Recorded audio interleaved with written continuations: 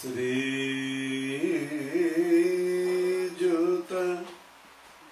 पदकमलं श्रीगुरु वैष्णवांश्च श्रीरूपं साग्रजातं शाहगण रघुनाथान्वितं तं सजीवं साद्वैतं सावधूतं परिजनसहितं श्री कृष्ण चैतन्य देवं श्री राधा कृष्ण पादान् शाहगान ललिता विशाखा नितांश्च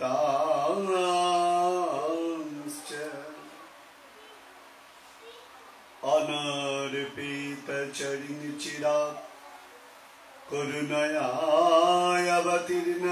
खलु समर्पयितमन्नतयो जलरसं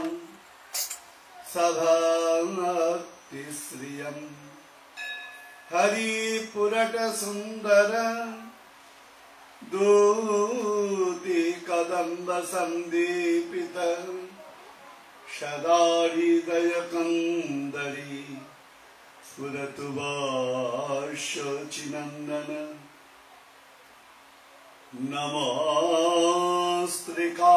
नमस्त्रिकालशताय जगन्नाथशताय च शावृत्ताय शपुत्राय शकलत्राय ते नमो नमः बरहापीरंग नटवरवपो कर्णयो कर्णिकारं बिभ्रद्भाषकनककपिशं वैजयन्तीं च मालम् रन्ध्रानवीनरदरसदया पूरयन् गोपवृन्दैर्वृन्दारण्यं सपदरमणं प्राविशाद्गीतकीर्तिं कृष्णाग्रज कृपासिन्धो चन्द्रकोटिसमप्रभम् रेवती हृदयाधीशं श्रीबलदेव नमोस्तुते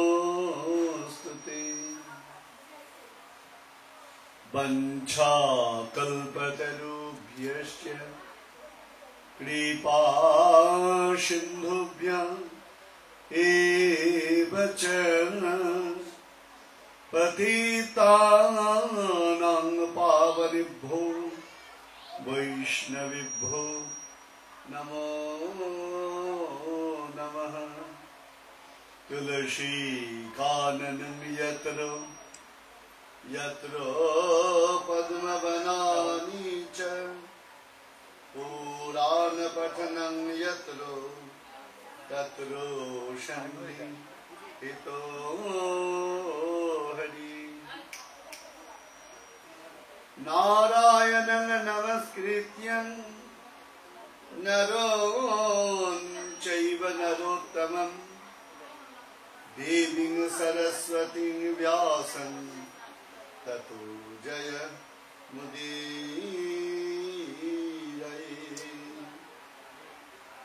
जा प्रव्रजन्त मनुपेतमपेतकृत्यं दैपायन विरह कातरम्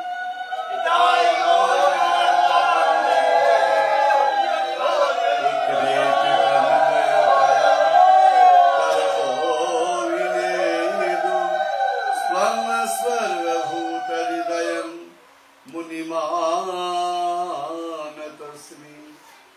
जयरूप सनातन भट्ट रघुनाथ श्रीजीव गोपाल भट्ट দাস রঘুনাথ এই ছয় গোসাই করি চরণ বন্দন যাহা হইতে বিঘ্ন নাশ হয় অভীষ্ট পূরণ। ভক্ত গোষ্ঠী সহিতে আমার প্রাণ গৌর গোবিন্দ জয় জয় শুনিলি আমার প্রাণ গৌর গোবিন্দ কথা ভক্তি লভ্য হয়। শ্রূয়তাং শ্রূয়তাং নিত্যং গীয়তাং গীয়তাং মুদা চিন্ততাং চিন্ততাং ভক্তা শ্রীমদ্ভাগবতামৃতম শ্রীমদ্ভাগবতামৃতম শ্রূয়তাম শ্রীমদ্ভাগবতামৃতম গীয়তাম শ্রীমদ্ভাগবতামৃতম চিন্ততাম ভক্তাম। মধুরং মধুরমেতং মঙ্গলং মঙ্গলানাং সকল নিগমবল্লী সদ্ফলম চিদস্বরূপম। সক্রিদোপি পরিগিতম শ্রদ্ধয়া হি লয়া ভৃগুவர் নরমাত্রং तारयेत् कृष्ण नाम। हे भृगुवर कृष्ण नाम नरमात्रं तारयेत्। हे भृगुवर कृष्ण नाम नरमात्रं तारयेत्। ततो साधु संग ततोस्तु भजन प्रिया ततो नर्थ निवृत्ति स्यात् ततो निष्ठा रुचिस्ततः तथा शक्तिस्तथा भाव तथा प्रेमावुद्धञ्चति तथा प्रेमावुद्धञ्चति।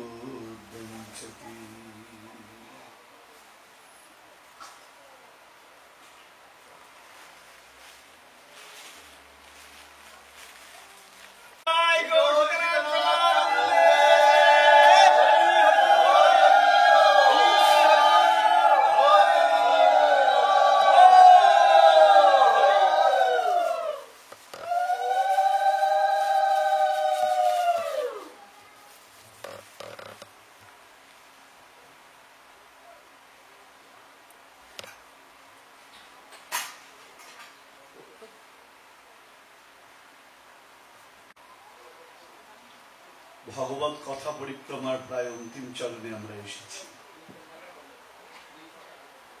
আর একটি দিন আমাদের হাতে রয়েছে হরিকথার সাধন।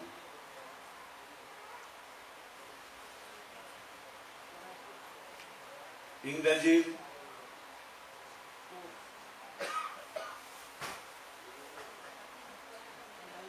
6 জুলাই থেকে যে পরিক্রমা আরম্ভ হয়েছিল, আজ সেই পরিক্রমাই পরিসমাপ্তির পথে।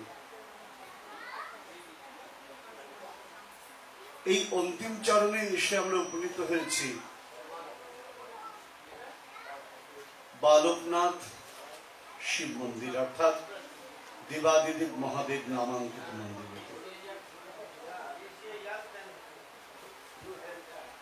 আজ প্রথমে আমরা মহাদেব সম্পর্কে দুটি কথা বলব।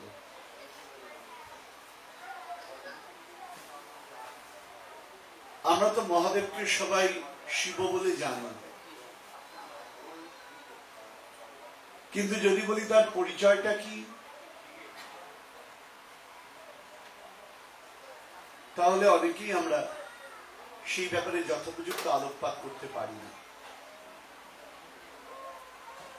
দেবাদিদেব মহাদেব আমাদের বলতে পারেন, আমাকে তোরা বাবা বলে ডাকিস, অথচ আমার পরিচয়টা জানিস না। আজকে আমরা শিব মন্দিরে এসে আগে শিব সংযোগ ঘটাবো, অর্থাৎ তার সঙ্গে পরিচয়টা আমরা করব। মহাদেবের পরিচয়টা কি, শাস্ত্র কি বলছেন? এখানে আমি রতন কৃষ্ণ গোস্বামী কি বললাম, নট ফ্যাক্টর। সনাতন শাস্ত্র কি বলছেন? একটা দারুণ কথা বলেছেন। নাস্তি গঙ্গা সমতীর্থ ন চ কৃষ্ণ পরাস্মৃতি ন শঙ্করা বৈষ্ণবশ্চ। চমৎকার কথা। নাস্তি গঙ্গা সমতীর্থ, গঙ্গার থেকে বড় তীর্থ আর জগতে নাই। গঙ্গা নদী যেখান যেখান দিয়ে প্রবাহিত হয়ে গেছেন তার দুই পার আপনা আপনি তীর্থক্ষেত্র হয়ে গিয়েছে। কারণ গঙ্গার উৎপত্তি ভগবানের শ্রীচরণ। তাই শাস্ত্র বলছেন নাস্তি গঙ্গা সমতীর্থ। আবার কি বলছেন? ন চ কৃষ্ণ পরাস্মৃতি, কৃষ্ণের থেকে পরতত্ত্ব জগতে নাই।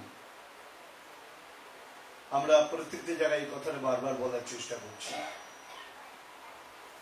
আমাদের যেদিন 18 তারিখে ওমশক্তি মন্দিরে আমাদের প্রোগ্রাম ছিল, সেদিন আমরা বলিষ্ঠভাবে বলেছি যে আমরা সনাতন ধর্মাবলম্বী যারা নিজেদেরকে মনে করি,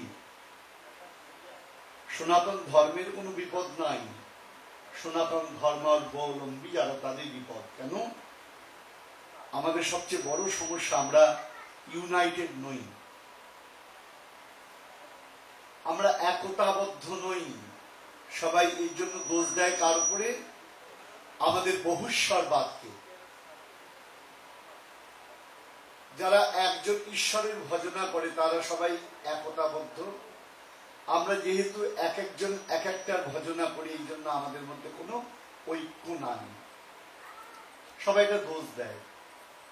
কিন্তু সনাতন ধর্মকে যদি ঘাঁটা যায় তাহলে দেখা যাবে কোথাও বহু ঈশ্বরের কথা বলা হয় না। এটা আপনি মানতে পারলে ভালো, না মানতে পারলে কিচ্ছু করার নেই। সনাতন ধর্ম একজন ঈশ্বরের কথাই বলেছেন।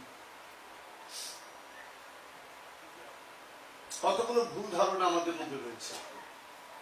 সেই এক ঈশ্বরকে একলা ঈশ্বর কৃষ্ণ আর সব ভৃত্য, যারে জইছে নাচায় সে তো ইচ্ছে করে নৃত্য। এটা কি বলছেন? চৈতন্য চরিতামৃতম বলছেন। শাস্ত্র কি বলছেন? ঈশ্বর পরম কৃষ্ণ সচ্চিদানন্দ বিগ্রহ অনাদির আদি গোবিন্দ সর্ব কারণ কারণম। আপনাদের মনে থাকবে জগৎগুরু শঙ্করাচার্যের কথা। এখানে যে বিগ্রহ দেখছি মনে হলো শঙ্করাচার্যজির হতে পারেন, আমার ঠিক জানা নেই, ধারণা নেই। শঙ্করাচার্যকে বলা হয় কিন্তু শিবাংশ জন্মতা। শঙ্করাচার্য অদ্বৈতবাদী ভাবনার প্রকাশ ঘটিয়েছিলেন, কিন্তু পরবর্তীতে সেই অদ্বৈত ভাবনা প্রকাশ কেন ঘটিয়েছেন? এই একই কারণে সনাতন ধর্ম নানা দ্বিধাদ্বন্দ্বে বিভক্ত ছিল। তাদেরকে ইউনাইটেড করার জন্য কি করেছেন? পূর্ণ ব্রহ্মের কথা তিনি উল্লেখ করেছেন। পরবর্তীকালে সেই জগৎগুরু শঙ্করাচার্য কি বলেছেন?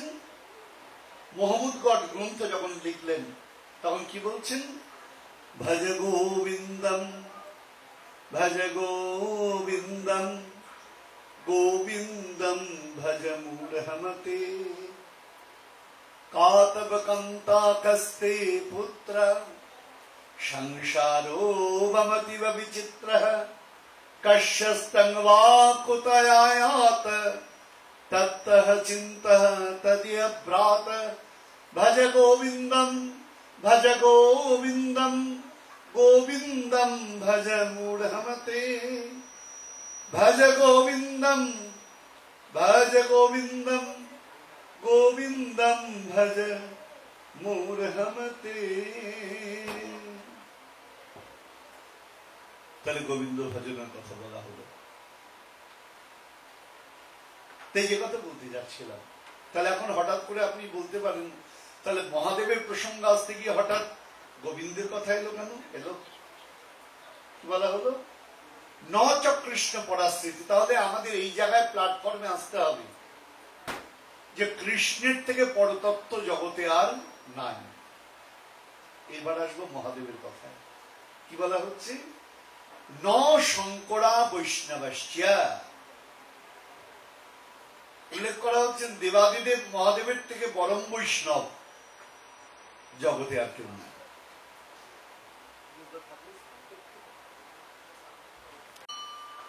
ন শঙ্করা বৈষ্ণবাশ্চ। আমার দেবাদিদেব মহাদেবের থেকে পরম বৈষ্ণব জগতে নাই। দেবাদিদেব মহাদেব যে পরম বৈষ্ণব কি করে প্রমাণ দেব? আজকে কয়েকটা জিনিস আপনাদের কাছে উল্লেখ করবো, দু একটা পয়েন্ট। কারণ কালকেই আমার এই চরণের সমাপ্তি। আবার 1 বছর পরে আসি, না 2 বছর পরে আসি, না 3 বছর পরে আসি, আমি নিজেও জানি না। কারণ ভৌগোলিক দূরত্বটা এত বেশি, ইচ্ছা থাকলেও সবসময় আসা যায় না। যদিও মার্কিন গভর্নমেন্ট সদয় হয়ে আমাকে একবারে 10 বছরের জন্য আসার ছাড়পত্র দিয়ে দিয়েছে। আমার ভিসা থেকে প্রথমে সবাই অবাক হয়ে গিয়েছে। যাই হোক, তো 10 বছর হয়তো আপনাদের সেবা করতে পারবো, কিন্তু 10 বছরে কবার আসতে পারবো এটা তো তার ইচ্ছা। হ্যাঁ, তাই আমার অন্তরের যেগুলো ভাবনা চিন্তা আজকে আপনাদের সামনে প্রকাশ করার আজ এবং আগামীকাল চেষ্টা করব। কারণ আপনারা বহু যত্ন করে সারাদিন পরিশ্রমের পর এই দুটো উইকেন্ড, স্যাটারডে আর সানডে, আপনারা হরিকথার জন্য ব্যয় করছেন। এটা আমার কাছে বিরাট গর্বের, আনন্দের ব্যাপার। তাহলে দেবাদিদেব মহাদেব পরম বৈষ্ণব, আমরা কর্ণার থেকে আরম্ভ করছি, একদম গোবিন্দচরণ চলে আসবো। প্রমাণ কোথায়? একটা নয়, আমি গোটা 3 প্রমাণ দেব। প্রমাণ এরকম 300-3000 দেওয়া যায়, প্রয়োজন নেই। কারণ ভাতের হাড়ির মায়েরা যখন অন্ন সেদ্ধ হয়েছে কিনা দেখেন, একটা চাল টিপলেই বোঝা যায়। তার জন্য সব চালগুলো টিপার দরকার হয় না। প্রথম কি দেখছি?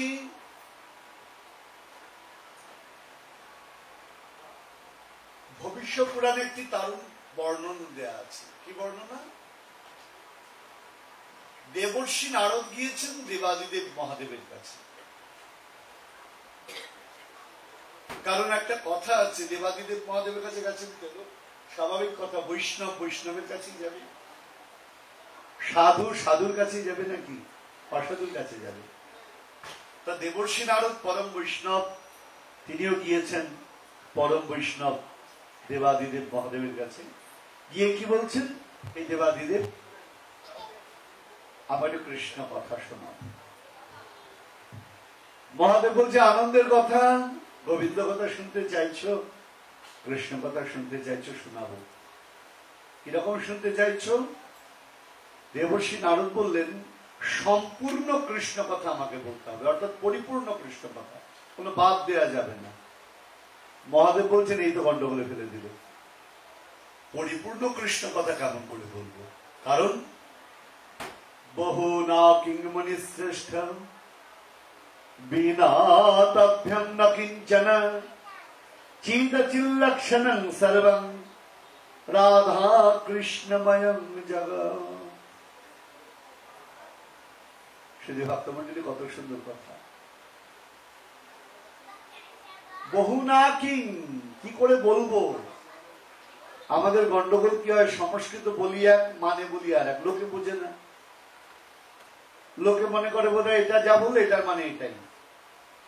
হ্যাঁ, ভক্সামি বলে যদি এটা বলি, এটার অর্থ হলো স্নান করা, যে কেউ জানে না যারা, তারা বলবে এটার অর্থ তাহলে স্নান করাই হবে।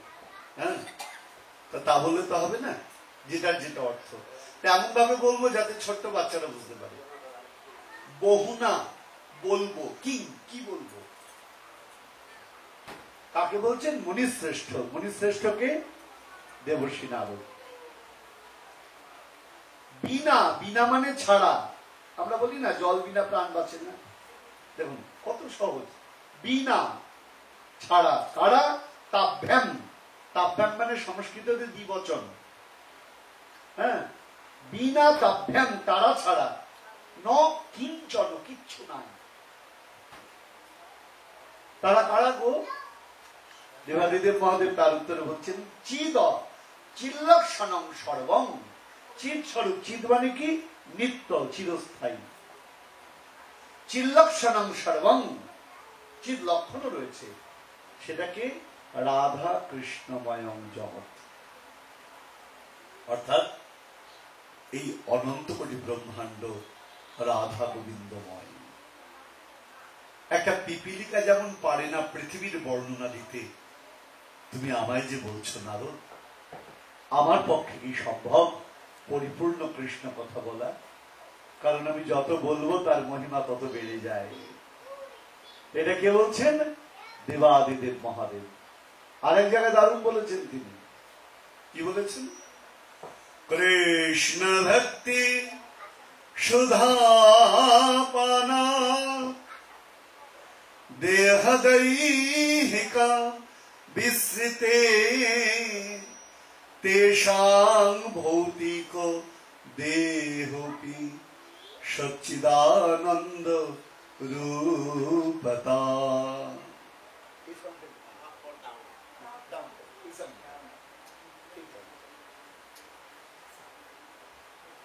জয় নিতাই, জয় গুরু। আমরা বলেছিলাম ওম শক্তি মন্দিরে এইটার ব্যাপারে একটু খেয়াল থাকতে পারে যারা গিয়েছিলেন। কি বলা হচ্ছে না, ভগবান কি বলছেন, দেবাদিদেব মহাদেব কি বলছেন, এটা দেবাদিদেব মহাদেব কি বলছেন? কৃষ্ণ ভক্তি সুধাপানা দেহ দৈহিক বিস্তৃতি।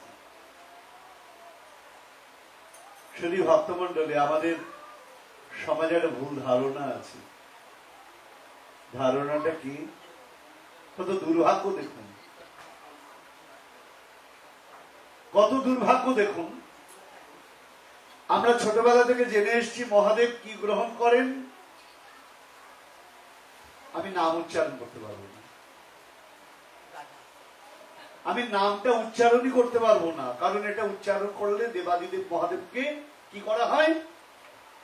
অমর্যাদা করা হয়। দেবাদিদেব মহাদেব কি বলছেন? ঠিক আছে, ঠিক আছে, তাহলে তোরা যে সবাই বলে আমি নাকি ভোলা, মহাদেবের আরেক নাম কি বাবা? ভোলা। ভোলা মানে কি? যে ভুলে যায়। মহাদেব বলছেন ভেবে দেখতো আমি ভোলা না তোরা ভোলা? তোরা আমায় বলছিস ভোলা, আমি ভুলে যাই। কি ভুলে যাই? হ্যাঁ, অবশ্যই ভুলে যাই। কৃষ্ণ ভক্তি সুধা পানাত দেহ দৈহিক বিস্মৃতি। কৃষ্ণ ভক্তির সুধা পান করে আমি দেহ দৈহিক সমস্ত কিছু ভুলে যাই, কি আমার আছে না আছে। এই জন্য তোরা আমাকে বলিস ভোলা। আর তোরাই প্রকৃত ভোলা, কারণ তোরা বিষয়ে সুধা পান করে গোবিন্দ চরণ ভুলে যাস। যে কৃষ্ণচরণ ভুলে যায় সে ভোলা, না যে কৃষ্ণচরণ মনে রাখে সে ভোলা? বলেন। আমাদের উল্টো হয়ে গিয়েছে। দেবাদিদেব মহাদেব বলছেন আমি কৃষ্ণ ভক্তি সুধা পানা দেহ দৈহিক বিস্মৃতি। কারণ কৃষ্ণ ভক্তি সুধা পান করলে কি হয়? বলছেন তেষাং ভৌতিক দেহপি সচ্চিদানন্দ রূপতা।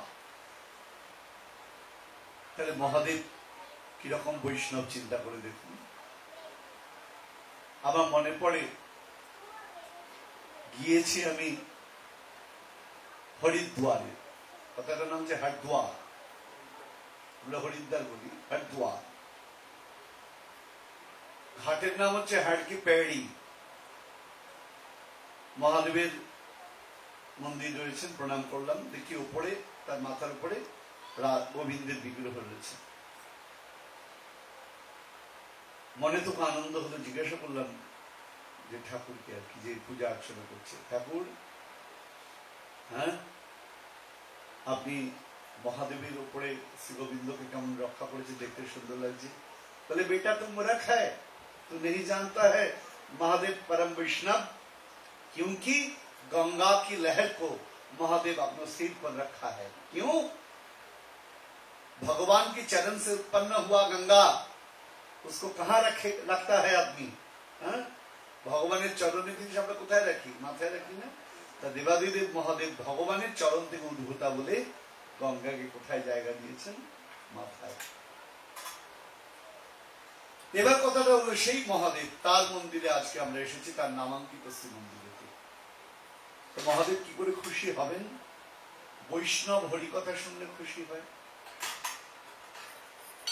জানি তাই জানি। সাধু কৃষ্ণ কথা শুনলে খুশি হয়। তা আমরা দেবাদিদেব মহাদেবকে আজকে সেই গোবিন্দ কথামৃত আজকে উপহার দেব। কিভাবে দেব? আমরা গতকালই বলেছি, আমাদের গতকালের আলোচনা ছিল ভক্তি, আজকে আমরা দেখবো সেটা লাভ করব কি করে। আদৌ শ্রদ্ধা তত সাধু সঙ্গ ততস্থ ভজন ক্রিয়া ততো নর্থ নিবৃত্তি স্যাৎ ততো নিষ্ঠা রুচিস্ততঃ।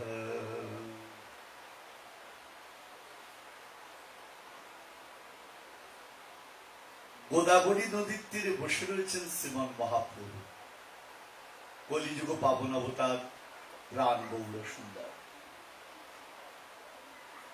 তার সামনে বসে রয়েছেন আমার মহাপ্রভুর প্রিয় পার্ষদ শ্রীপাদ রামানন্দ রায়। কার পুত্র? আমরা শ্রীপাঠে কীর্তন করি না, পঞ্চপুত্র সঙ্গে নাচে রায় ভবানন্দ, তিন পুত্র সঙ্গে নাচেন সেন শিবানন্দ। তাহলে রামানন্দ রায় কার পুত্র?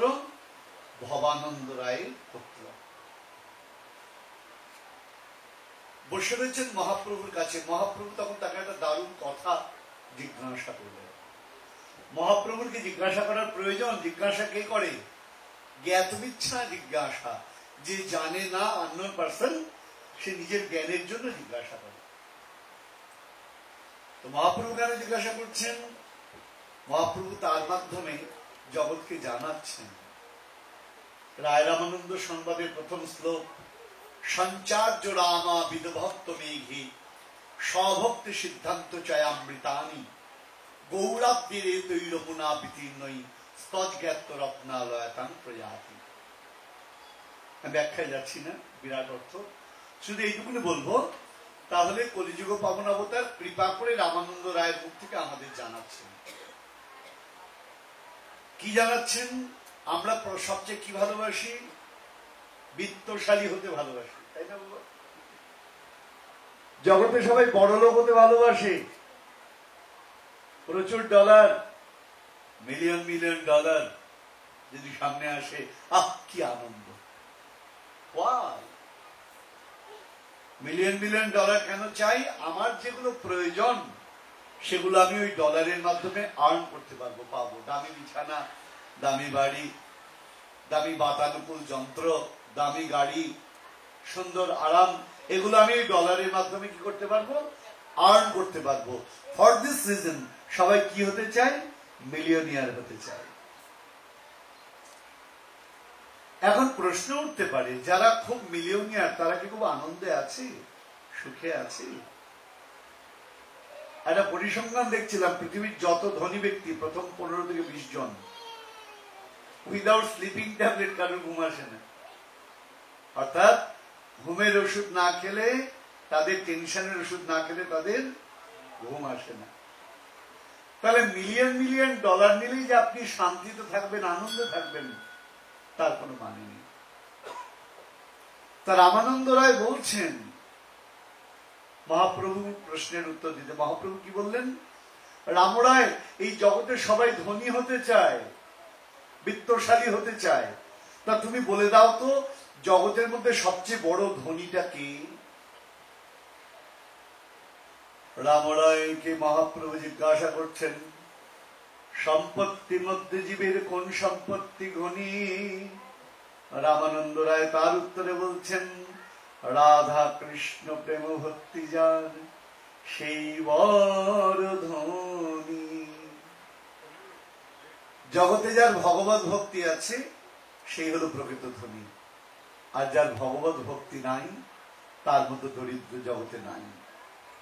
মহাজন বলছেন, অভিমানী ভক্তিহীন জগমাঝে সেই দিন বৃথা তার অশেষ ভাবনা। জগতে সবচেয়ে গরিব কে বাবা? বলে যার ভগবত ভক্তিটা নাই, তার মতো দরিদ্র জগতে নাই। তাহলে যার ভগবত ভক্তি আছে, যার কৃষ্ণ প্রেম আছে, সেই হলো সবচেয়ে বড় ধনী। যদি বলেন প্রমাণ করতে পারবেন, ইউ ক্যান প্রুভ ইট, তার উত্তরে বলবো আই মাস্ট বি প্রুভ ইট। আমি আজকেই প্রুভ করব, in that place, in this place, এই জায়গাতেই প্রমাণ করবো আজকে। বলে কি করে প্রমাণ করব? আজকে বলদেবের যারা সন্তান তথা যারা গৌর গোবিন্দ অনুরাগী ভক্ত মন্ডলী তথা আমার যারা পারমার্থিক সন্তান, তাদেরকে আমার জীবনের একটা কথা বলবো। বলদেব সন্তানগণ অনেকেই জানেন না, সেটা আজকে তাদের জানাবো। সেটা হলো আমার পিতৃদেব প্রভুপাদ জীবন কৃষ্ণ গোস্বামী পাদ, একাধারে শ্রী গুরুদেব, তার জন্মস্থান আবির্ভাব ভূমি হলেন শ্রীধাম নবদ্বীপ। মহাজন পদ দিয়েছেন কি, নবদ্বীপ হেনগ্রাম ত্রিভুবনে নাই, জহি অবতীর্ণ হইলায় আমার চৈতন্য গোসাই। তো নবদ্বীপের গুরুত্বটা কেন? আমার মহাপ্রভুর জন্য। তা সেখানে আমার পিতৃদেবের জন্মস্থান, সেই সূত্রে নবদ্বীপের একটা কোনায় আমিও জায়গা পেয়েছি। আর একটা ঘটনা অনেকে জানেন না, আমার মাতৃদেবী, তার জন্মস্থান আবার শ্রীধাম বৃন্দাবন। তো বলুন, এমন ভাগ্য কজনের হয়? বাবা হলেন জন্মস্থান নবদ্বীপ, মার জন্মস্থান শ্রীধাম বৃন্দাবন। তা আমার জীবনে এই সৌভাগ্যটা হয়েছে, আমার মাতৃদেবীর জন্মস্থান শ্রীধাম বৃন্দাবন। তাই সেই সূত্রে বুঝতেই পারছেন বৃন্দাবনকে কি বলা হয়। আমি কি বলি, ন্যাচারালি আধ্যাত্মিক ক্ষেত্র, রাধা গোবিন্দ লীলাস্থান, সে তো বটেই। আমার কাছে ছোটবেলায় ছিল ওটা মাইকি মামা বাড়ি বলে যেটা লোকেরা। তো ছোট্টবেলায় আমার জীবনের একটা ঘটনা আজকে আপনাদের বলবো। তখন আমি ক্লাস 6-এ পড়ি, 6th গ্রেড, আর আমার ছোট্ট ভাই ক্লাস 3 গ্রেডে পড়ে। বুঝতেই পারছেন, অনেক ছোট। তা আমরা বৃন্দাবনে গিয়েছি। বৃন্দাবনে গেলে পিতা প্রভু করতেন কি, প্রত্যেকদিন দর্শনে বেরোতেন। আমরা অন্য কোথাও যেতাম না, বছরে একবার বেরোতাম ওই বৃন্দাবনে, প্রত্যেকদিন দর্শনে বেরোতাম। একটা রিক্সা নেওয়া হতো, বাবার কোলে আমি আর মায়ের কোলে আমার ছোট্ট ভাই, এইভাবে আমরা দর্শন করতে যেতাম। এবং প্রভুপাদ কি করতেন, একদিনে ওই 20টা মন্দির দর্শন করতেন না। বৃন্দাবনে তো প্রচুর মন্দির। একটা স্ট্যাটিস্টিক্স এসেছিল, বৃন্দাবনের টোটাল মন্দিরের সংখ্যা 16,500, মানে 16,000 এক্সিট। ঠিক মতো দেখতে গেলে, সব দেখতে গেলে আপনার বছর 2 লেগে যাবে। এবার আমি মজা করে বলেছিলাম, অ্যাকচুয়াল বৃন্দাবনের মন্দির 16,000 নয়, আরো বেশি। কারণ বৃন্দাবনের প্রত্যেকটি বাড়ি এক একটি মন্দির। যারা যাবেন তারা দেখবেন প্রত্যেকটি গৃহ, সেখানে ভগবানের এমন সুন্দর অর্চনা হয়। আর একটা কথা আমি আপনাদের বলি, একটা ডিবেট হয়েছিল আমাদের ইন্ডিয়াতে। সেখানে বলা হয়েছিল পৃথিবীতে কোন ধর্মের উপাসনালয় সবচেয়ে বেশি। আমি বলেছিলাম সনাতন ধর্মের উপাসনালয় সবচেয়ে বেশি। বলে কি করে? পৃথিবীতে তো সনাতন ধর্মাবলম্বীর সংখ্যা 3 নম্বর না 4 নম্বর জায়গায় আছে, আমি জানি না, মেবি। তা কি করে এত বেশি হলো? আমি বললাম দেখুন, সব ধর্মের উপাসনালয় আছে, সেখানে গিয়ে তারা উপাসনা করেন। আর সনাতন ধর্মাবলম্বী আমরা যারা, আমাদের প্রত্যেকটি বাড়ি একটা করে মন্দির। প্রত্যেকে বাড়ির মধ্যে আমি দেখেছি ছোট্ট ছোট্ট সিংহাসন করে ভগবানকে কত যত্ন করে সেবা করছেন। তা যে গৃহেতে ভগবানের অর্চন হয় সেই গৃহটা মন্দির নয়। তাহলে যতগুলো সনাতন ধর্মাবলম্বীর গৃহ ততগুলো মন্দির। আমি অন্যায়টা কি বললাম? যে যেমন ভাবে পারে, কত ছোট্ট জায়গায় একটা ঘরে রয়েছে, সেখানেও একটা কোনায় আমার গোবিন্দের জন্য একটা অপূর্ব স্থান করে রেখেছেন। আসলে ভালোবাসতে গেলে বিরাট প্রাসাদ নয়, ভালো অন্তর দরকার। সুন্দর অন্তঃকরণই পারে সুন্দর প্রেমের জন্ম দিতে। তো যাই হোক, যে কথা বলছিলাম, তা সেই বৃন্দাবনে গিয়েছি, আমরা দর্শন করতে বেরিয়েছি, আমি, পিতা প্রভু, মামনি, আমার ছোট ভাই। তা রিক্সা করে আমরা যেতাম। আপনাদের এখানে এক্সিট নেয় না,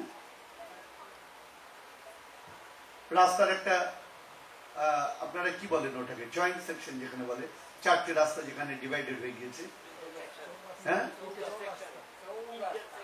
ইন্টারজেকশন বলেন। আচ্ছা, ভালো কথা, এখানকার ভাষা। আমাদের দেশের ভাষায় বলি আমরা চৌরাস্তা, বাংলাদেশে বলা হয় চৌমোহনী, চারটে রাস্তা যেখানে গেছে। তেমন ভালো কথা, রাস্তা গেছে। তো আমার মামা বাড়ি থেকে বেরিয়ে ওরকম একটা রাস্তা, সেখান থেকে আমরা ডান দিক বাঁ দিক বিভিন্ন কর্নার নিতাম, এক্সিট নিতাম বিভিন্ন মন্দিরে যাওয়ার জন্য। প্রভুপাদ একদিনে 4-5টি মন্দিরে বেশি যেতেন না। আমরা যেতাম, বসতাম, ধীর স্থির ভাবে দেখতাম, বিগ্রহ দর্শন করতাম। কারণ তিনি বলতেন, বাবা, দর্শনটা শুধু চোখ দিয়ে নয়, অন্তর দিয়ে করতে হয়। শুধু নয়ন দিয়ে আমরা সবাই ভগবানের দর্শন করি, কিন্তু আমাদের নয়ন আছে কোথায়? আমরা যে দর্শন করব, আমাদের চোখই তো নাই। এই দর্শনের কথা বলতে গেলে একটা দারুণ কথা মনে পড়ে, আপনাদের বলি আজকে। ছোট ছোট কথা তো, আবার কবে পাবো আপনাদের কি জানি। প্রখ্যাত সাধক, ভারতবর্ষ তো সাধকের দেশ, তার একজন সাধকের নাম ছিলেন সুরদাস। আপনারা জানেন, বিল্বমঙ্গলের নামও জানেন, সুরদাসের নামও জানেন। সুরদাস জন্মান্ধ ছিলেন। সুরদাস কি হয়েছেন, বিঠ্ঠলজির মন্দির অর্থাৎ সাতপুরা পাহাড়, তার উপরে ভগবান গোবিন্দের একটা বিগ্রহ, তার নাম বিঠ্ঠল দেব। সে বিঠ্ঠলজির মন্দিরে দর্শন করতে যাচ্ছেন। মেলা লেগেছে, আমাদের যেমন দুর্গাপূজায় এখানে ভিড় হয়, বা বিভিন্ন শিবরাত্রিতে ভিড় হয়, জন্মাষ্টমীতে ভিড় হয় না? তার একটা মেলা লেগেছে, প্রচুর লোকজন যাচ্ছেন দলে দলে ভগবানের বিগ্রহ দর্শন করার জন্য। তার সুরদাসও যাচ্ছেন, তিনি তো ব্লাইন্ড, রাস্তা দেখতে পাচ্ছেন না। যেতে যেতে কি হচ্ছে, লোকের সঙ্গে কি হচ্ছে, ক্র্যাশ হচ্ছে, ধাক্কা লাগছে, তিনি পড়ে যাচ্ছেন, পড়ে গিয়ে তার হাতে চোট লাগছে, পায়ে চোট লাগছে, আবার উঠে দাঁড়াচ্ছেন, আবার যাচ্ছেন। এইভাবে পা দিয়ে ব্লিডিং হচ্ছে, হাত দিয়ে ব্লিডিং হচ্ছে। একজন ভক্ত বললেন যে, সুরদাস, তুমি তো ব্লাইন্ড, অন্ধ, দেখতে পাও না, তো তুমি কেন যাচ্ছ ভগবানকে দর্শন করতে এত ভিড়ের মধ্যে? প্রয়োজন তো নেই, ভিড় কমে যাক, তারপরে বরং তুমি যেও, তুমি তো দেখতে পাবে না। সুরদাস একটা দারুণ কথা বলেন, ঠিক বলেছ, আমার তো চোখ নাই, আমি তো দেখতে পাবো না, তবু আমি যাচ্ছি কেন জানো? আমি না হয় তাকে নাই বা দেখতে পেলাম, আমি অন্ধ হতে পারি, কিন্তু আমার ভগবান তো অন্ধ নন। আমি না হয় তাকে নাই বা দেখতে পেলাম, কিন্তু তার কাছে যদি আমি যাই, তিনি তো আমায় দেখবেন। কি অপূর্ব অনুভূতি! তিনি তো আমায় দেখবেন। সুরদাস এত কষ্ট করে আমার কাছে এসেছেন, তা আমি তাকে দেখতে যাচ্ছি না, আমি তার কাছে যাচ্ছি কেন? তিনি যেন আমায় দেখেন। তা আমরা যে ভগবানকে প্রণাম করতে আসি, আমরা দেখতে পাই কি? আমাদের সেই চোখ আছে কি? প্রজাপতি ব্রহ্মা বলছেন, প্রেমাঞ্জনোচ্ছরিত ভক্তি বিলোচনে না শান্ত সদৈব বিলকায়ন্তু হৃদয়েষু তম শ্যাম সুন্দরম অচিন্তম অনন্ত রূপম গোবিন্দম আদি পুরুষম তমহং ভজামি। প্রেমের কাজল দিয়ে আঁকা চোখ, সেই চোখ দিয়ে বা সাধুরা কি করেন? ভগবানকে দর্শন করেন। আমাদের না আছে প্রেম, না আছে ভক্তি, কি আছে? শুধু লোভ, লালসা, এক্সপেকটেশন, টু মাচ ডিমান্ড, আমাদের এগুলো রয়েছে। এই লালসার চোখ দিয়ে আমরা তাকে কেমন করে দেখব? তাই আমরা আসি সত্যই তাকে দেখবার জন্য নয়, তিনি যেন আমাদের দেখেন, তার জন্যই আমরা আসি। তো যাই হোক, তা প্রভুপাদ দর্শন করতে নিয়ে যাচ্ছেন আমাদেরকে। তা রাস্তাটা একটু খেয়াল করে দেখুন, আগেই বলেছি, হ্যাঁ, চৌমাথা, চারটে রাস্তা ভাগ হয়েছে। ওই মুখে যখন আমরা এসেছি, প্রত্যেকদিন যখন যাই ওই মুখটা দিয়ে, আমার মামা বাড়ি থেকে বেরিয়ে রাস্তার ধারে একটা মাটির বাড়ি, সেখানে পাতার কুড়ে ঘর। আমি আজ অব্দি দেখিনি এরকম, জাস্ট লিভ, গাছের ঝরা পাতা, সেই পাতা দিয়ে কুড়ে ঘরটা বানানো। মাটির ওপরে রাধা গোবিন্দের দুটি অপূর্ব চিত্রপট। যখনই যেতাম প্রভুপাদ বলতেন, বাবা প্রণাম করো, প্রণাম করে ওই রাস্তা দিয়ে যেতাম। তা সেই দিনের ঘটনা, আমার যে দিনের ঘটনাটা আপনাদের বলছি, সেদিন যখন আমরা বেরোচ্ছি, ওই রাস্তার মুখে এসছি, দেখি হাজার হাজার লোক, নিয়ার অ্যাবাউট 25 থেকে 30,000 লোক হবে। তাহলে কত লোক বুঝতেই পারছেন? সমস্ত রাস্তাটা আটকে গিয়েছেন, পুলিশ, ট্রাফিক পুলিশ মানুষের ভিড়টাকে কন্ট্রোল করছেন। তা আমরা যখন রিক্সা দিয়ে যাচ্ছি, আমরা আটকে গেলাম। আমার মামনি ভালো হিন্দিতে কথা বলতে পারেন, তিনি মেজেকে জিজ্ঞাসা করলেন, ভাই সাহেব क्या हुआ? तो तখন पुलिस मामनी को बोलन, माँ जी वो कुटिया में जो साधु रहता था ना, उनका देहांत हो गया, इसलिए इतनी तादाद पर भक्त और सज्जन जमा हो रहे हैं। आज ये रास्ता बंद है, आप लोग घूम के चले जाइए। मामनी एसे बाबा के बोलें, साधु महाराज जी देहांत हो গিয়েছে। আমার এখনো মনে পড়ে বাবার চোখের কোণায় মুক্তোর মতো দু এক বিন্দু জল যেন কেমন করে চলে এলো। বাবা আমাদের দুই ভাইকে নির্দেশ দিলেন, বাবা পথের মধ্যে নেমে ধুলার মধ্যে দণ্ডবত হয়ে প্রণাম করো, একদম লম্বা হয়ে সোজা হয়ে প্রণাম করো। পিতা প্রভু যেমন আদেশ দিয়েছেন সেরকমই করলাম, লম্বা হয়ে প্রণাম করলাম, দণ্ডবত হয়ে প্রণাম করবার পর গায়ে ধুলো ঝেড়ে, বিরক্ত লাগছে, রাস্তার মধ্যে প্রণাম করলাম। যেদিন রিক্সায় উঠেছি, বাবা বললেন আজ আর কোথাও যাবো না। আমার মাকে বললেন আজ আমার মনটা ভালো নাই, মনটা খারাপ হয়ে গেল। কে একজন সাধু থাকে কুটিরে, তার জন্য আমাদের বেড়ানোটা বন্ধ। আমি বললাম, বাবা ওই কুটিরে কে থাকেন? কে থাকেন ওই কুটিরেতে? দেখিনি কাউকে কোনোদিন কুটিরের সামনে। বাবা প্রভু আমায় বললেন, বাবা ওই কুটিরে বিরাট একজন রিচেস্ট ম্যান, ধনী ব্যক্তি থাকেন। আমি বললাম, ধনী ব্যক্তি মাটির বাড়িতে? এবার কিরকম ধনী ব্যক্তি? আমরা জানি যত ধনী হবে তার বাড়ি তত মাল্টি স্টোরিজ বিল্ডিং হবে, 8 ফ্লোর, 7 ফ্লোর, 8 ফ্লোর, 9 ফ্লোর, কত ফ্লোর, বাপরে বাপ। মনসিয়াল একটা বাড়ি দেখলাম, বিশাল বাড়ি, বাপরে বাপ, আধা কিলোমিটার জুড়ে মনে বাড়িটাই হয়েছে। তো বড় লোকরা তো বড় বড় বাড়িতে থাকবে, তো বড় লোক পাতার কুটিরে থাকে এমন তো দেখি শুনিনি। তো বাবাকে বললাম, বাবা কেমন বড় লোক মাটির বাড়িতে পাতার কুটিরে থাকেন? বাবা তখন বললেন, বাবা ভেবে দেখো তাহলে ওই মাটির বাড়িতে কত সম্পদ আছে, যার জন্য হাজার হাজার মানুষ ওই সম্পদের জন্য ওই মাটির বাড়িটাকে ঘিরে ফেলেছে। তুমি বলো দরিদ্ররা ধনীর কাছে যায় না ধনী দরিদ্রের কাছে যায়? ন্যাচারালি দরিদ্ররাই ধনীর কাছে যায়। তাহলে এই সাধুর কুটিরে এমন সম্পদ আছে, এমন ওয়েলথ আছে, ওই হাজার হাজার মানুষ তাদের অট্টালিকায়, তাদের প্যালেসে ওই সম্পদ নাই, যার জন্য তারা ছুটে এসেছেন তার কাছে। তা সেই দিন বুঝলাম, সত্যি কথাই ধনী কাদের বলা হয়? সাধুর মতো ধনী জগতে আর কেউ নেই।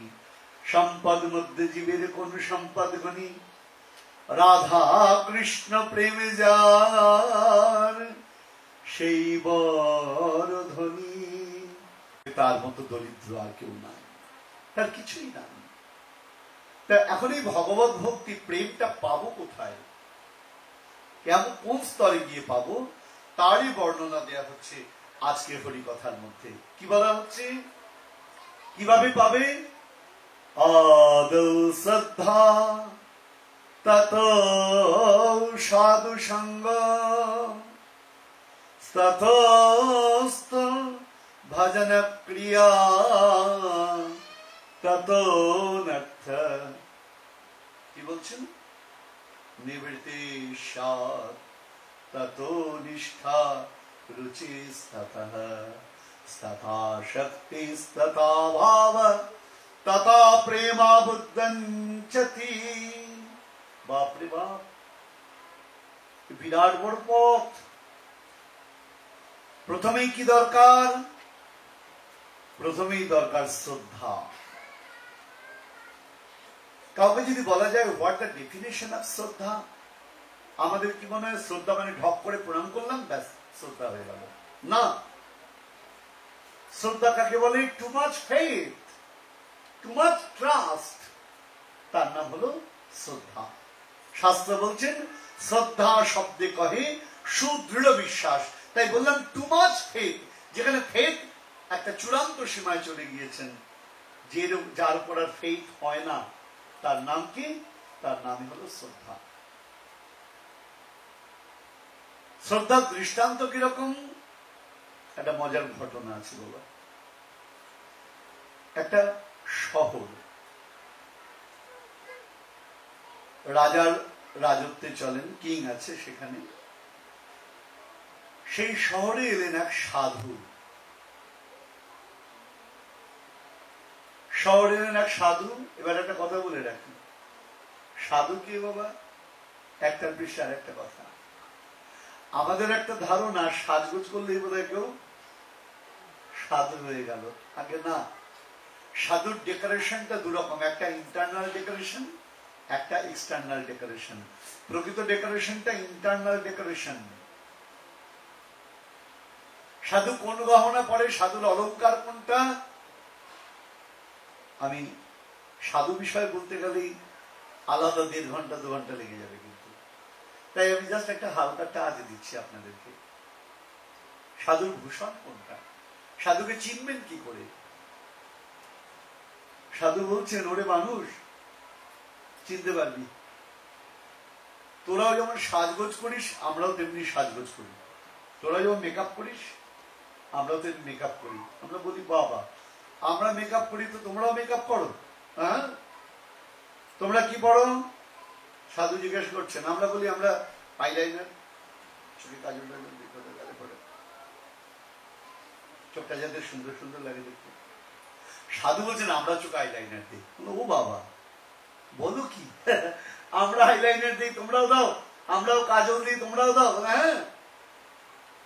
ও আচ্ছা। সাধু বলছে তোরা আর কি করিস? আমরা ঠোঁটে মানে কিছু লাগাই থাকে, রামটাম, হ্যাঁ? আর মেয়েরা বলবে দেখেছো প্রভু খালি আমাদের ইঙ্গিত করছেন। না না, আজকাল সাজগোজ সবাই করে, হ্যাঁ? ঠোঁটে রং টং লাগাই, গালে রং টং লাগাই। সাধু বলছেন আমরাও লাগাই। ও বাবা, সে কি কথা? তোরা আর কি করিস? আমরা হাতে রিসলেট ব্রেসলেট কত পড়ি। এই ব্যাপারে কিন্তু ছেলেরাও আজকাল কম যায় না, তারাও রিসলেট ব্রেসলেট সব পড়ে। মেয়েরা ভাববেন আমি মেয়ে দিদি শুধু বলছি। সাধু বলছেন আমরাও পড়ি। ও বাবা, তোমরাও পড়ো? আর কি পড়ো? আমরা কানে দুল টুল পড়ি, কানে রিং পড়ি। সাধু বলছেন আমরাও কানে রিং পড়ি। ওরে বাপরে বাপ, আর কি পড়ো? বলে আমরা গলায় সুন্দর সুন্দর চেন নেকলেস পড়ি। সাধু বলছেন ওরে আমরাও তো পড়ি। আর কি করিস তোরা? আমরা যাওয়ার আগে গায়ের মধ্যে সেন্ট দেই, পারফিউম দেই। সাধু বলছেন আমরাও দিই। বলো কি? আমরা যা যা করি তোমরাও তাই তাই করো? বলে হ্যাঁ। বলে তবে তোদের জিনিসটা একটু চিপ, আমাদের একটু কস্টলি। তোমাদের কেমন কস্টলি একটু বলো। সাধু বলছেন শুনবি আমরা কেমন গহনা পড়ি? শোন তাহলে। সাধুর লক্ষণ আমরা দেখছি অন্যভাবে একটু। আমাদের নয়নের ভূষণ শ্যাম দর্শন, বদন ভূষণ গুণে করের ভূষণ ওই চরণ সেবন, শ্রবণ ভূষণ নামে কণ্ঠের ভূষণ আনন্দ প্রেমহার, নাসার ভূষণ গন্ধ পীড়িতি ভূষণ প্রতি তনুমন, কহয়ে দাস গোবিন্দ। বলে এমনি করে আমরা সাজি, আমরা কৃষ্ণ প্রেম অনুরাগে ওই কৃষ্ণ বদন দর্শন করে, ওই কৃষ্ণ প্রেম অনুরাগে বলে এমনি করে আমরা সাজি। বাবা, তাহলে সাধুদের লক্ষণ কি? তাদের কি করে বোঝা যাবে? তারা নয়নটা ভূষণ করে গোবিন্দ দর্শন করে। তাদের বদনের ভূষণ কি? ভগবত নাম, কৃষ্ণ নাম করে তারা মুখের শোভা বাড়ায়। আমার পিতা প্রভু আমাকে একটা দারুণ কথা বলেছিল। যখন আমি প্রথম ভগবত প্রবচন আরম্ভ করি, বিফোর 19 years, হয়ে গেছে প্রায় 19 থেকে 20 বছর, 19 to 20 years। তা 20 বছর আগে যখন ভগবত প্রবচন আরম্ভ করি, কি বলবো আপনাদের গিয়ে লজ্জার কথা, খুব সিল্কের ধুতি, খুব দামি সিল্কের পাঞ্জাবি, দামি দামি চাদর, হাতের মধ্যে 4 হাতে 4টে 8টা আংটি এরকম দিয়ে, গলার মধ্যে সোনার চেন, হ্যাঁ, তার মধ্যে সুন্দর লকেট, হ্যাঁ, গায়ের মধ্যে হেভি স্যান্ড, যেন রাজার মতো যাচ্ছে একদম। তা আমার গুরুদেব কোনোদিনই বেশভূষা পছন্দ করেননি, আগাগোড়া। সারা জীবন গায়ে একটা সুতির জামা, যাকে আমরা ফতুয়া বলি, কোনোদিন পাঞ্জাবিও পরতে দেখিনি। একটা সুতির জামা, হাতে একটা ঘড়িও দেন না, হ্যাঁ, আর গলায় শুধু হার বলতে সুন্দর সুন্দর তুলসীর মালা, আর কোনো না আবরণ না আভরণ, কোনোটাই তার নাই। একটা সাদা ধুতি, কোনোদিন রঙিন ধুতি পরেন নাই। আমার ছেলের যখন উপনয়ন হলো নবদ্বীপে, তখন জোর করে আমার শ্রীমানকে একটা সুন্দর পাগড়ি পরানো হয়েছিল।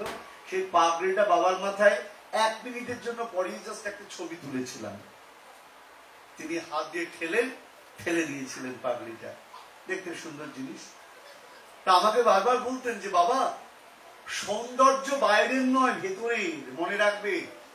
তোমার দাম কেন, সেই কথাটা আজও আমার কানে বাজে। বলছেন টেলিভিশন সেট যত কস্টলি হোক না কেন, তার মধ্যে যদি পিকচারাইজেশন না হয়, ছবি না দেখা যায়, তাহলে টেলিভিশন সেটের কোনো দাম আছে কি, ভ্যালু আছে কি? টেলিভিশন সেট যত দামি হোক, ছবি দেখা যেতে হবে, পিকচার দেখা যেতে হবে, তার দাম। কিন্তু টেলিভিশন সেটটা দুর্দান্ত, কিন্তু কোনো পিকচার আসে না, লোকে তার দিকে তাকাবে কি? তাকাবে না। ঠিক তেমনি মনে রাখবে, তোমার মুখের দাম ততক্ষণ যতক্ষণ তোমার মুখে হরি কথা আছে, কৃষ্ণ কথা আছে।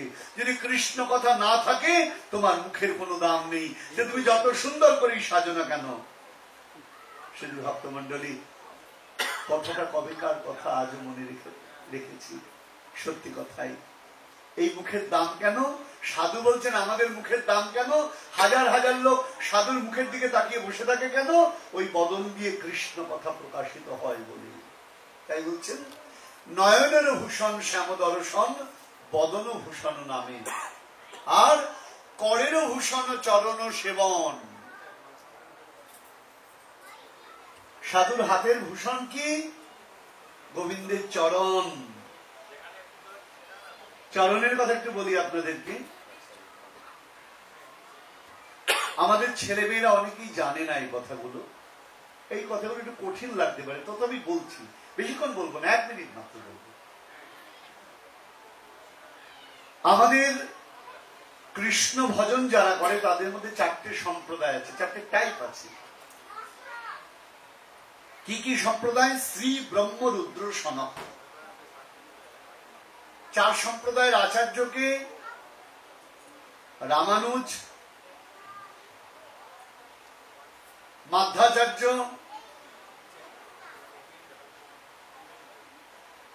বিষ্ণু স্বামী এবং নিম্বার্কজি, 4 সম্প্রদায়ের আচার্য।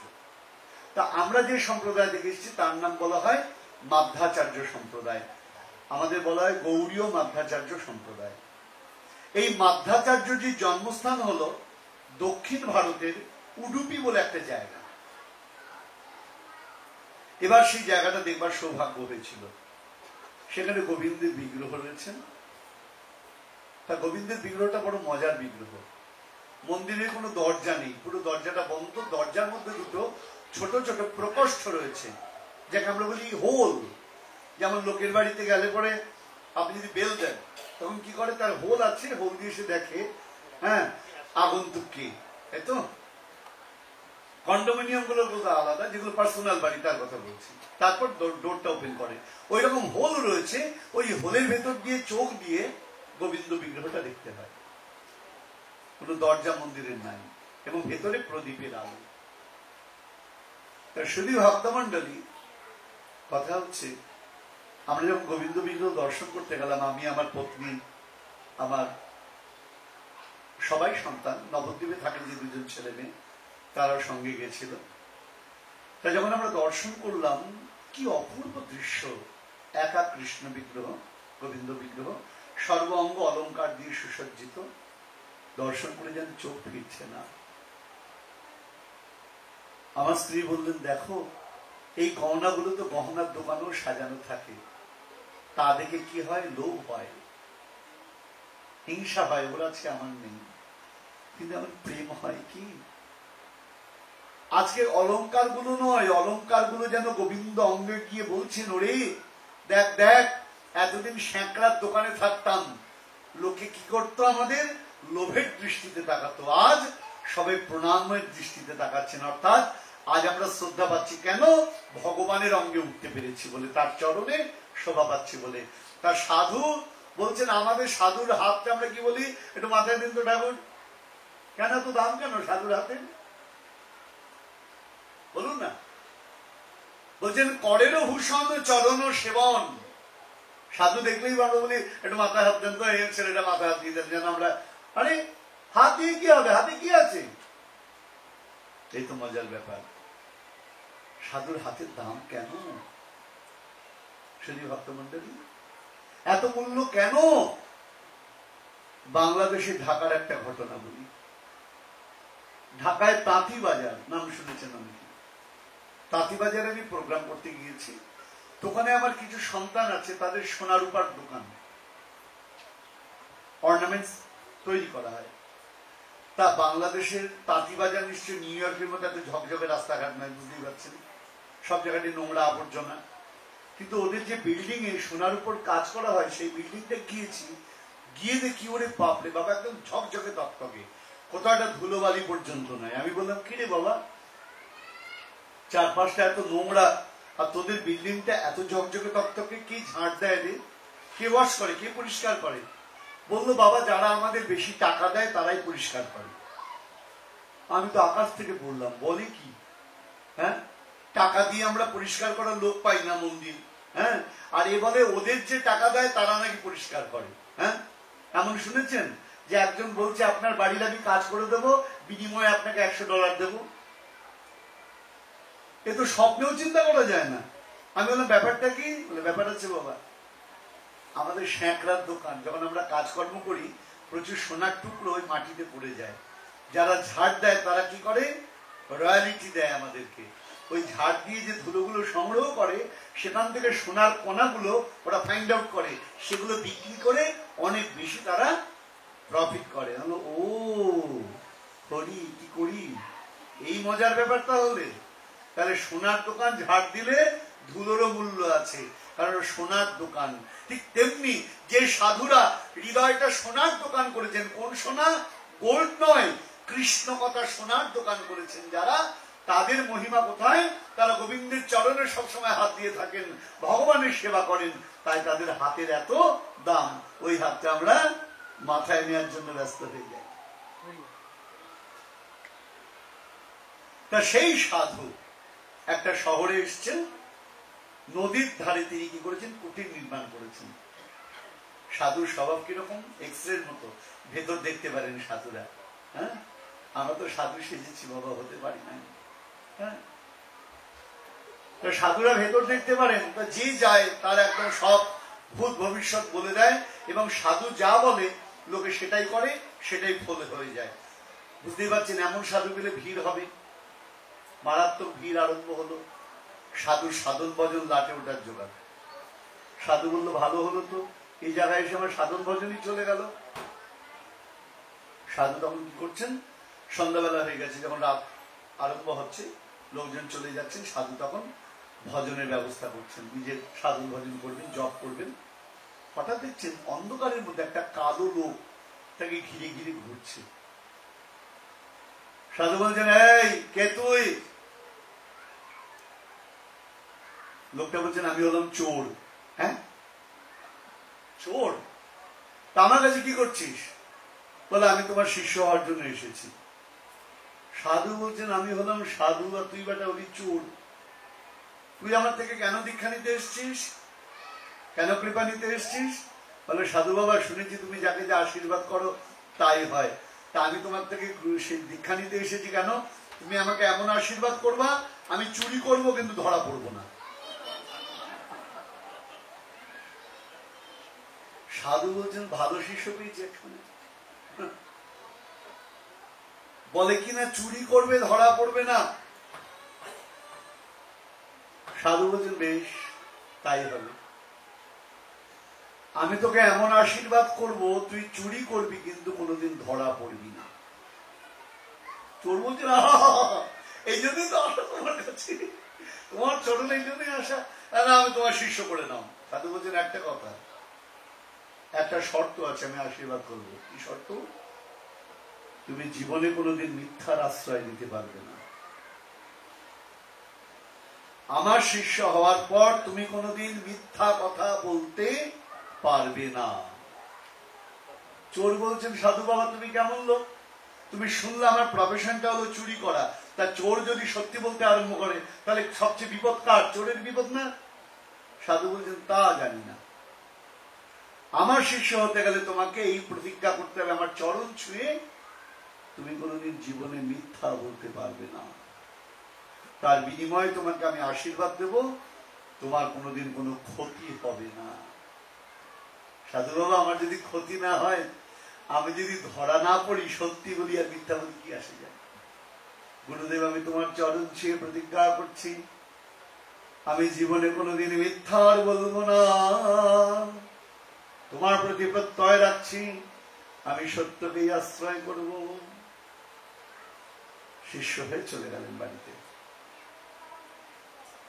বাড়িতে গিয়ে চোর মনে মনে ভাবছেন গুরুদেবের কৃপা পেয়েছি, চুরি করব, ধরা করব না। তাহলে ছোটখাটো বাড়িতে চুরি করে কি হবে, একদম রাজবাড়িতেই চুরি করব, রাজার বাড়িতে একসঙ্গে প্রচুর সম্পদ পাবো, অনেকদিন আর এই কাজ করতে হবে না। রাত্রিবেলায় অন্ধকারের মধ্যে পরের দিন চোর কি করেছে বাবা, গুটি গুটি পায়ে বেরিয়ে রাজপ্রাসাদ প্যালেস, প্যালেসের মেইন যে গেট সেখান দিয়ে তো প্রহরী থাকে, হ্যাঁ সিকিউরিটি গার্ড থাকে, সেখান দিয়ে তো আর এন্ট্রি নেওয়া যাবে না।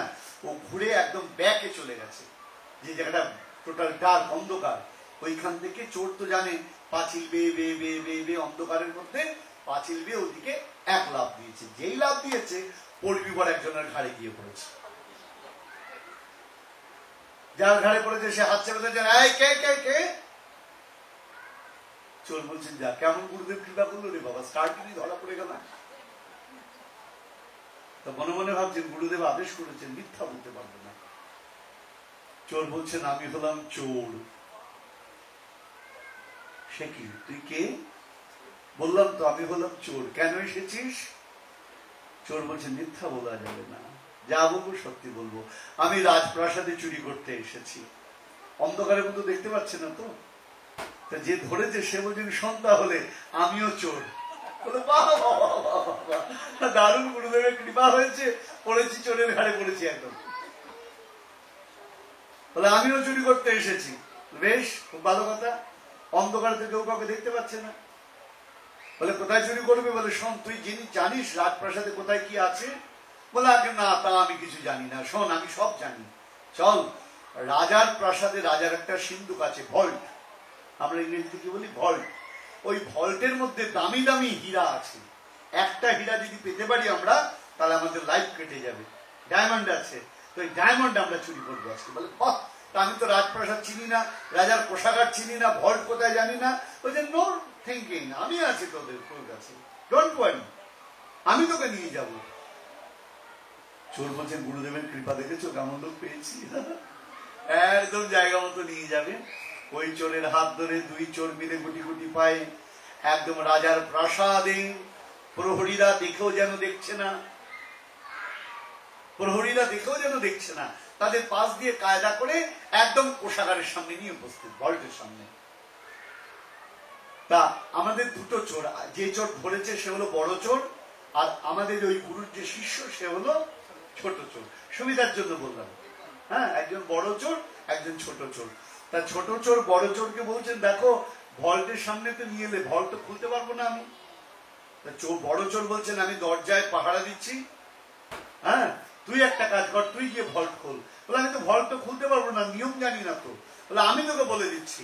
তখন ওই বড় চোর কি করলো, সব আইন কানুন নিয়ম বলে দিল, এই টিপবি ওই টিপবি, এই নম্বর সেই নম্বর। বলে তুমি জানলে কি করে? বলে সে পরে বুঝবি, তুই টিপবি, হাতলে চাপ দিয়ে একটা ঘড়ি আছে সেটাকে উল্টে দিবি, দেখবি ভল্ট খুলে গিয়েছে। বলে বাহ, কি গুরুদেবের কৃপা গো, কেমন লোক পেয়ে গিয়েছি, মাস্টার লোক একদম। তা চোর গিয়ে সেরকম সেরকম টিপাটিপি করেছে, একটা ঘড়ি ছিল সেটাকে উল্টে দিয়েছে, ভল্ট একদম ওপেন হয়ে গিয়েছে। চিৎকার করছে চোর, হীরাটা কোথায়? বলছেন একদম ভল্টের উপরের তাকে রয়েছে, দেখ মখমলের কাপড়ে মোড়া। বলে বা তুমি তো সব জানো দেখছি।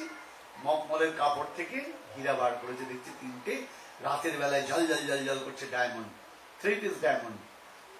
তা ছোট চোর কি করেছে, দুটো ডায়মন্ডের টুকরো নিয়ে পকেটে ভরেছে, আর একটা ডায়মন্ড আবার ওই রেশমি কাপড়ে মুড়ে ওখানে রেখে ভল্ট আবার ক্লোজ করে দিয়েছে। বেরিয়ে এসছে, বড় চোর বলছে না হীরা পেয়েছিস? বলে হ্যাঁ। ডায়মন্ড পেয়েছি। বলে কটা এনেছিস? বলে 3টে ছিল। তা তুই কটা এনেছিস? বলে 2টো। বলে কেন? বলে একটা তুমি নেবে, একটা আমি নেবো। বলে আর একটা আনলি না কেন? বলে ভাগ নিয়ে গন্ডগোল লাগবে, সবাই ধরা পড়ে যাবে। বলে বাহ, তোর তো ঘটে বুদ্ধি আছে, বল চল। এবার ওই বড় চোর একটা ডায়মন্ড নিল, আর আমাদের ছোট চোর একটা ডায়মন্ড নিল। বলে চল এবার তোকে পার করে দিয়ে আসি। আবার তাকে ঘুরিয়ে ঘুরিয়ে যে জায়গায় এসে লাভ দিয়েছিল সেই জায়গায় এনে বলছেন তুই পালা এবার। বলে তুমি? বলে আমি ঠিক পালিয়ে যাবো, তোর চিন্তা নেই, তুই যা। ছোট চোর ঠেলে দিয়েছে, ছোট চোর পার হয়ে বাড়িতে এসে গুরুদেবের কি কৃপা গো, ডায়মন্ড চুরি করে ফেললাম, একটা লোক পেয়ে গেলাম, অথচ ধরা পড়লাম না। এইরকম কৃপা না হলে হয়? চোর একদম আনন্দ করে ঘুমিয়েছে, ভোরবেলা উঠেই গন্ডগোল। রাজপ্রাসাদের যত পুলিশ টোটাল বাড়িটা ঘিরে ফেলেছে। ছোট চোরকে ধরে ঘাট ধরে রাজার কাছে নিয়ে গেছেন। গিয়ে দেখছেন রাজা সিংহাসনে বসে রয়েছেন। রাজাকে দেখেছে, প্রণাম করেছেন। মহারাজ প্রণাম করি। তুমি কে? ছোট চোর বলছেন আগে আমি হলাম চোর। সেটা বুঝলাম। কালকে রাতে তুমি চুরি করেছো? আগে হ্যাঁ চুরি করেছি। কোথায় চুরি করেছো? আগে আপনার প্রাসাদে চুরি করেছি। কি চুরি করেছো? মহারাজ আপনার বহুমূল্য হীরা আছে, ডায়মন্ড আছে, সেই ডায়মন্ড চুরি করেছি। রাজা বলছেন কটা ডায়মন্ড চুরি করেছো? বলে আগে মহারাজ আপনার ভল্টে 3টে ডায়মন্ড ছিল, 3 পিস, তার মধ্যে 2টো ডায়মন্ড আমি নিয়েছি। ডায়মন্ড দাও। চোর পকেট থেকে বের করে, ধরা পড়ে গেছে, কি হবে, পকেট থেকে ডায়মন্ড বের করে দিয়ে দিয়েছে, একটা সুন্দর পাত্রের মধ্যে রাখা হলো। রাজা বলছেন আরেকটা ডায়মন্ড কোথায়? বলে মহারাজ আমি একা চুরি করিনি, আমার সঙ্গে একটা সাঁকড়ের ছিল। কি বলবো মহারাজ, সে আপনার প্রাসাদের সব জানে, কেমন করে ভল্ট খুলতে হবে সেটাও পর্যন্ত জানে। সে আমায় বলে দিল, কায়দা করে আমি খুললাম, সে একটা ডায়মন্ড নিয়ে চলে গেছে। বেশ, মন্ত্রী যাও তো ভল্টটা খোলো তো। মহারাজ ভল্ট কিভাবে খুলতে হবে আমি তো জানি না। মন্ত্রী বলছেন, মহারাজ একটা কাগজের মধ্যে লিখে দিলেন, নাও এই প্রসেসিং এ ভল্টটা খুলবে। একমাত্র রাজা ছাড়া কেউ খুলতে পারতেন না। মন্ত্রী মনে মনে ভাবছেন বেটা ভল্টটা খুললো কি করে আমি তো জানি না। ভল্ট খুলে দেখছেন উপরের টাকা একটা ডায়মন্ড রয়েছে। মন্ত্রী মনে মনে ভাবছেন, মিনিস্টার মনে মনে ভাবছেন এটা আমি পকেটে ঢুকিয়ে নি, আর গিয়ে বলবো ও বেটা চোর 3টেই চুরি করেছে। রাজা আমার কথা বিশ্বাস করবে না ওর কথা বিশ্বাস করবে? যাহা বাবা তাহা কাজ। মন্ত্রী ডায়মন্ডটা নিজের পকেটে ঢুকিয়ে নিয়েছেন। ঢুকিয়ে নিয়ে রাজার কাছে গিয়েছেন। রাজা বলছেন মন্ত্রী কি দেখলে? বলে আগে মহারাজ ওই চোর মিথ্যা কথা বলছে, 3টে ডায়মন্ডের একটাও নাই। চোর বলছেন মহারাজ আমি সত্যি বলছি, আপনার 3টে ডায়মন্ড ছিল, আমি 2টো নিয়েছি, একটা ওখানে ছিল। মন্ত্রী বলছেন মহারাজ আপনি কার কথা বিশ্বাস করবেন? আমার কথা নয়, চোরের কথা। মহারাজ হাসতে হাসতে বলছেন মন্ত্রী আমি চোরের কথাই বিশ্বাস করব। সে কি মহারাজ, আমি আপনার প্রধানমন্ত্রী, আপনি আমার কথা বিশ্বাস করবেন না? না মন্ত্রী, তোমরা কথা বিশ্বাস করবো না, কারণ কালকে যার হাতে ও ধরা পড়েছিল বড় চোর, সে হলাম আমি নিজে স্বয়ং। মন্ত্রী তো হাত পা কাঁপতে আরম্ভ করে দিয়েছেন, চোরেরও হাত পা কাঁপছে, সর্বনাশ, কারণ রাজার হাতে ধরা পড়ে গিয়েছিলাম। রাজা বলছেন সনমন্ত্রী আমি ছদ্মবেশে আমার প্রাসাদ পরিক্রমা করছিলাম, সবাই ঠিক ঠিক মতো কাজ করছে কিনা। এই চোর আমার ঘরেই পড়েছিল, আমি ওকে ধরেছি। আমি অবাক হয়ে গিয়েছি, ও যখন সত্যি কথা বলল তখনই বুঝেছি এই চোর হলো অন্য ধরনের। আমি ওকে নিয়ে গেছি আমার প্রাসাদের সিন্ধুকের কাছে, ওর ক্ষমতা ছিল কি করে যায় ও। আমি ওকে বলে দিয়েছি ভল্ট কিভাবে খুলতে হবে, তা না হলে তুমি খুলতে পারো না। ও কি করে ভল্ট খুললো? ও ভল্ট খুলে 2টো ডায়মন্ডই নিয়েছে, একটা ডায়মন্ড আমাকে দিয়েছে বলে রাজা পকেট থেকে একটা ডায়মন্ড বের করে পাত্রের মধ্যে রেখেছেন। মন্ত্রীর তো হাত পা কাঁপতে আরম্ভ করে দিয়েছেন, প্রায় ফেইন্ট হয়ে যাওয়ার মতো অবস্থা। তখন সবাই বলছেন মহারাজ এই মন্ত্রীকে ফাঁসিতে ঝোলানো হোক, রোপে দিয়ে দিলে কে, মন্ত্রী হয়ে মিথ্যাচার করেছে, আর এই চোরকেই আপনি মিনিস্টার বানিয়ে দিন। রাজা বলছেন, ঠিক বলেছো, আমি এই চোরকে মিনিস্টার বানিয়ে দেবো। চোরের তো হাত পা কাঁপছে। এমন সময় ওই সবার মধ্যে ওই চোরের গুরুদেব সাধু প্রবেশ করেছেন। চোর ছুটে গিয়ে সাধুর চরণে লুটিয়ে পড়েছেন, গুরুদেব, শুধুমাত্র তোমার একটা বাক্যকে পালন করেছি, তার জন্য তুমি চোর থেকে আমাকে মন্ত্রী বানিয়ে দিচ্ছ। গুরুদেব, আমি মন্ত্রী হতে চাই না, আমাকে তোমার সাথে নিয়ে চলো তুমি। চোর পরিবর্তন হয়ে গিয়েছে।